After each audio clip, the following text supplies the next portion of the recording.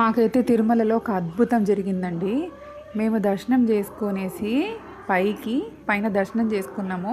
So మేము 2 wheeler తీసుకెళ్ళామన్నమాట. దర్శనం చేసుకునేసి అసలు మిడ్ నైట్ మాకు దర్శనం అయిపోయేసరికి అరౌండ్ 12 అయింది.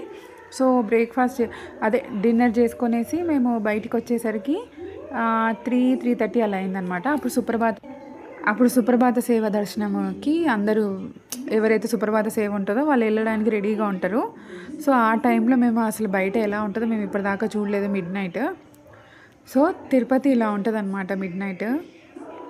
అసలు ఎంత చల్లగా ఉందంటే పైన బాబోయ్, అసలు ఊటీ కొడైకెనాల్ ఎట్లుంటుందంటే అంత చల్లగా ఉంది.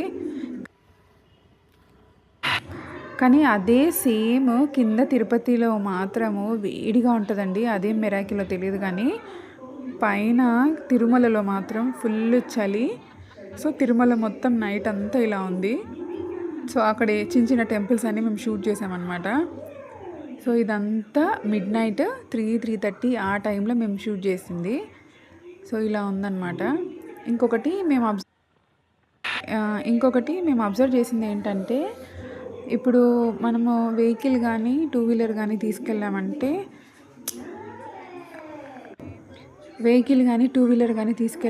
మనము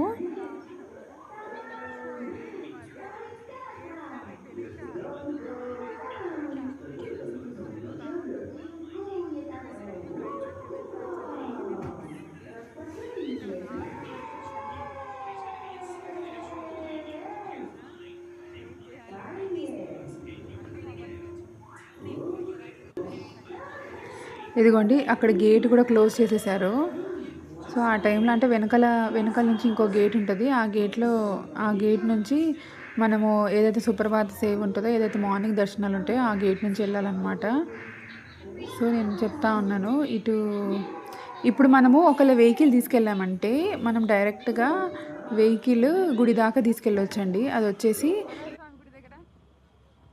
వరాహస్వామి గుడి దగ్గరికి వెళ్తున్నాము.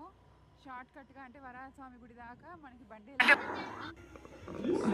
వరాహస్వామి టెంపుల్ దగ్గర వరకు మనము వెహికల్ తీసుకెళ్ళొచ్చు అనమాట. సో అక్కడ దాకా వెళ్తే మనము స్టెప్స్ దిగేసి మనం వెళ్ళిపోవచ్చు చక్కగా. అంత నడచాల్సిన పని ఉండదు అనమాట. సో మీకు అదే చూపిస్తున్నా నేను.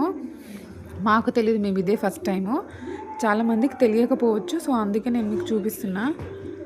సో వరాహస్వామి ఇది గేట్ అండి. ఇక్కడ నుంచి